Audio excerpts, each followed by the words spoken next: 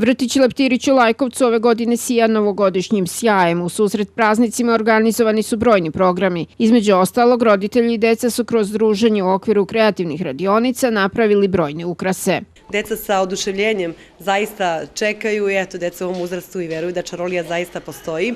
Dobili su slatkiše u poklon paketićima, ono čemu se oni najviše i raduju, a bajkeri su sada otišli da posete i decu u Domu mladih i decu u izdvojenom odeljenju u Jabučju. Ono što je karakteristično za ovu godinu jeste da imamo zajedničku akciju sa Automoto klubom, to je poseta deci iz Bogovađe, deci koja borave u azilu, deci migrantima.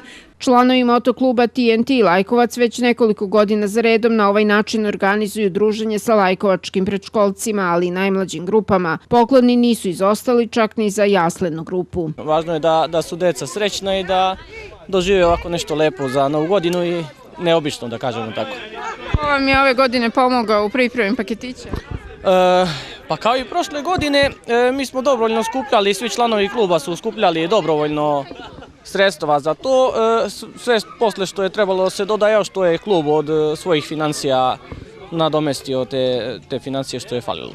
Šta se sadrže paketići? Pa u paketićima imaju slatkiši za decu, igračke nismo stavljali s obzirom da bi to bilo suvišno. Gledali smo da svako dete ima čokoladicu, keks, nešto će i da podele, sokiće i tako sve, tako da prikladno je svakoj grupi. Puna euforije, deca su još jednom poručila Deda Mrazu kakve poklone žele pod novogodišnjom jelkom. Set Ana i Elza šminku i roze i rolere.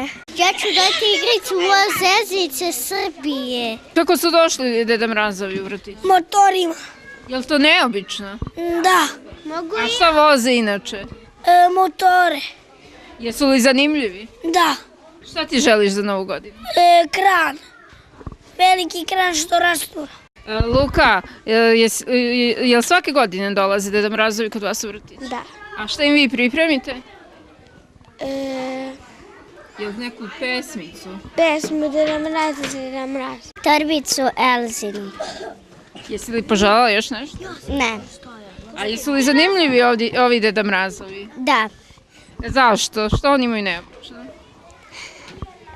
Ništa neobično. A da li oni imaju one prsluke na kojima se vidi iz kog su kluba došli? Kao bajkeri, je li tako? Da. Druženjem sa glumcima Lazarevačkog Puls teatra i predstavom Novogodišnje prase završavaju se 30. decembra ovogodišnje aktivnosti u Lajkovačkom vrtiću. Za sve mališane tada će igrati balerine baletskog studija Idea Lajkovac. U Domu mladih organizovana je i novogodišnja žurka sa Deda Mrazom i Baba Mrazicom.